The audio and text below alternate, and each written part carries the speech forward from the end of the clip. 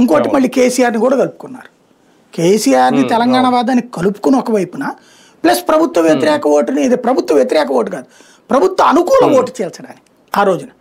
ఎందుకు కాపులు 2004లో ఏబట్టినే కదా గోదావరి జిల్లాలో ఫుల్ ప్లెడ్జ్డ్గా గెలిచింది కాంగ్రెస్ పార్టీ. ప్రజారాజ్యం వల్ల ఆ ప్రాంతాలంతా దెబ్బతిందిగా కాంగ్రెస్ పార్టీ. సీట్లు కూడా ఎంతగా 157కి పడిపోలా.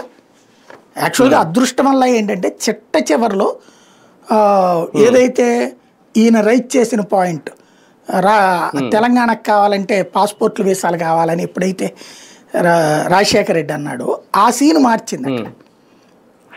లేకపోతే కనుక అప్పుడే కాంగ్రెస్ పని అయిపోయేది.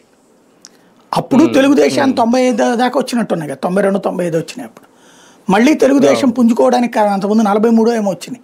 ఒక్కసారిగా మళ్ళీ తెలుగుదేశం పుంజుకోవడానికి కారణమైంది ఆ రోజున ప్రజారాజ్యం. మళ్ళీ 2014లో తెలుగుదేశం పుంజుకోవడానికి కారణమైంది అదే మెగా కుటుంబానికి సంబంధించిన పవన్ కళ్యాణ్. మళ్ళీ తెలుగుదేశాన్ని దెబ్బతీయడానికి ప్రయత్నించినటువంటి జగన్మోహన్ రెడ్డిని కంట్రోల్ చేయడానికి 2019లో ఇక్కడ ఏకంగా ప్రభుత్వ వ్యతిరేక ఓటు చేల్చడానికి తనే జగన్ అధికారంలోకి రానివ్వనని చెప్పి తిరిగింది అదే పవన్ కళ్యాణ్.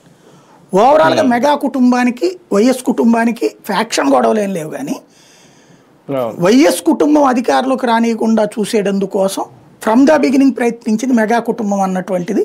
అది తెలుగుదేశానికి అనుకూలంగానే అన్నటువంటి సినిమా స్పష్టంగా కనబడుతుంది అక్కడ. అయితే తెలుగుదేశంతో విభేదించినట్టు కొంత హై డ్రామా అయితే నడిచింది, కానీ అది ఎక్కడా కూడా స్ట్రగుల్ కాదు.